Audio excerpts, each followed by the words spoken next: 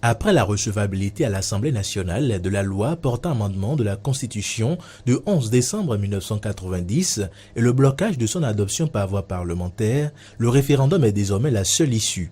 Mais sur toutes les lèvres, une question revient. Peut-on organiser le référendum? En principe, pour pouvoir organiser un référendum, il faut passer par la première session ordinaire qui tient généralement entre le premier trimestre et la fin du deuxième trimestre de l'année.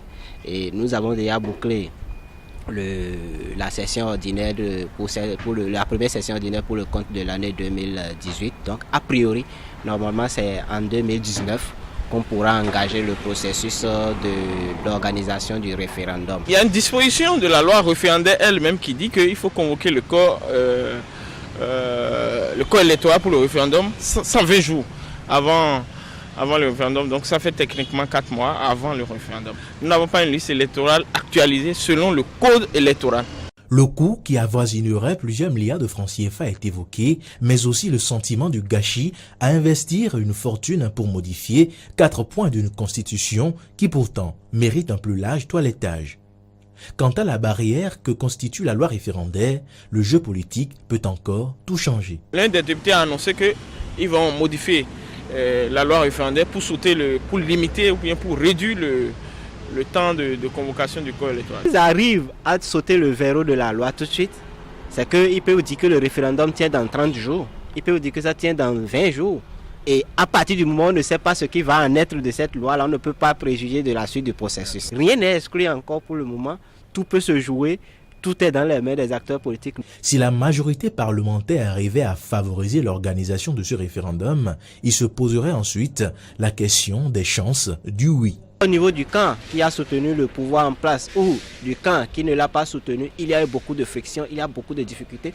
Les concitoyens vivent un certain nombre de difficultés au niveau des populations à la base. On a connu un certain nombre de réformes qui ont touché le cœur même des activités des populations qui peuvent être de nature à amener à voter le non. La plupart de ceux qui, aujourd'hui, quand vous discutez avec les Béninois, ils n'ont qu'à amener le référendum. Nous n'irons pas pour voter pour l'envoi, nous irons pour montrer que nous sommes mécontents de leur politique. Donc, ça peut se transformer en un vote pour manifester le mécontentement, qu'au lieu que ce soit réellement les 4 points qui sont pour lesquels on veut faire le référendum, que ce soit pour ça que les gens votent. Cependant, rien n'est joué d'avance. Dans le même temps, le gouvernement, d'une manière ou d'une autre, mène un certain nombre d'activités sur le terrain. Et vous n'êtes pas sans savoir que, comme par le passé, le gouvernement actuel a repris les microcrédits aux plus pauvres avec l'amélioration de la cagnotte.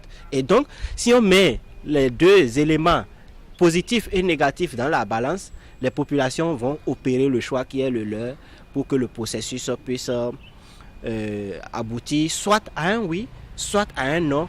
Mais le test relais aurait simplement pu passer au Parlement si une toute petite précision était inscrite dans les dispositions transitoires.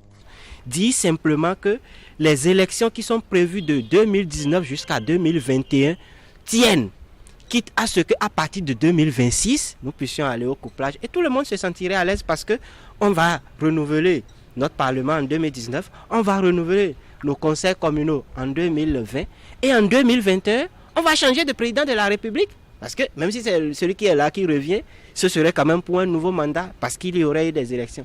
Mais du fait qu'il y ait manqué cette précision-là, les acteurs politiques se sont saisis de ça, ont trouvé des articles qui, d'une manière ou d'une autre, peuvent créer de confusion pour montrer que si nous engageons le processus et que ça passait, en 2021, nous n'aurons pas d'élection présidentielle. Celui qui est là va aussi bénéficier de dispositions transitoires jusqu'à 2026, ce qui n'est pas normal à leur goût. Et ils ont parfaitement raison. Un argument qui pourrait peser en cas de tenue du référendum.